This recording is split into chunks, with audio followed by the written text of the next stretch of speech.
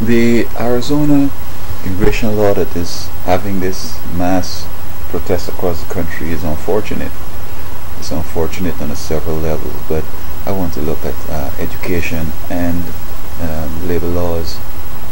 Now, everybody who goes to high school or goes to school is expected to go to university. This is not realistic because you have people with differing abilities, some don't have any at all, but you expect everybody to go to school.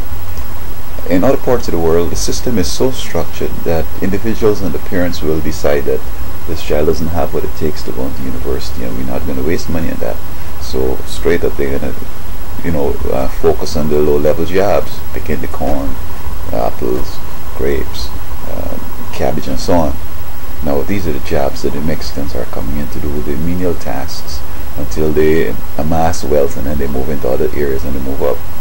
So that if we weren't training these kids and lowering the standard and giving them false hope that they were university bound, because what I'm discovering as I go around communities, you find many young people are hanging out the street corners, and most of them are aspiring for a high school diploma, a GED, or they have finished high school, but they're saying that, I have all this talent, I just don't want to go to college yet, and they just hang around the street corners. These are the kind of people who probably would not have survived overseas and would have accepted a service job, picking corn, cutting cane, whatever, and just move on. Now, if this is done, then we won't have the need for these Mexicans running over thinking that there are menial jobs for them to do. Also, the labor laws. Many parts of California, on say Mother's Day or Valentine's Day or whatever, you see these Mexicans with the small kids, some are just 3, 4, trying to sell you some flowers or bouquet or whatever. Now, in America here, you have this law that kids aren't supposed to work beneath a certain age and all this stuff.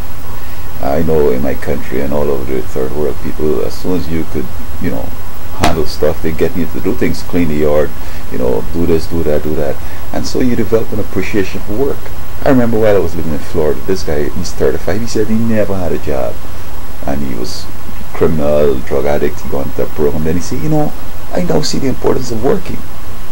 So if our labor laws weren't of such, and somehow parents could understand that you have to start gearing kids to do menial tasks, whether they'll go on to university or not, there are some things they will be able to do for themselves. They could rain in the yard, do whatever. So I'm blaming the labor law, which is causing the young people not to develop those skills or the appreciation for work at an early age, so that they don't think that they could handle the menial, or they're above menial tasks. And the education system in which is trying to get all them to university, and when they get a university degree, they only end up being criminals still and hanging out the street corners, smoking drugs and all that. So there are some people who will go on to be the intelligentsia and then the various professionals and whatever.